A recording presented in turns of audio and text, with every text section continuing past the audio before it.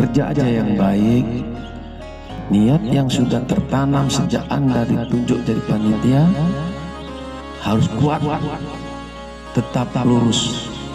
Saya percaya kalian adalah yang terbaik yang dipilih Karo SDM sebagai tim.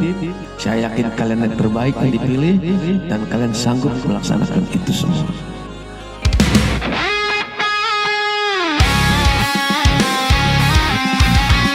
Kapolda Aceh meninjau langsung pelaksanaan uji keselamatan jasmani penerimaan terpadu Bintara dan Tama Polri tahun 2026 di Stadion Harapan Bangsa, Banda Aceh.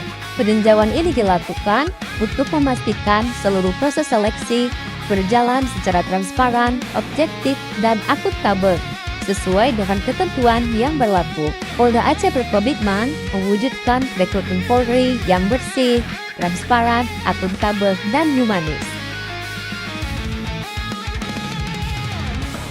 Harapan kami sebagai orang tua tentunya anak kami bisa lulus di sini karena harapan kami sebagai orang tua anak kami ini dapat mengabdi untuk negara.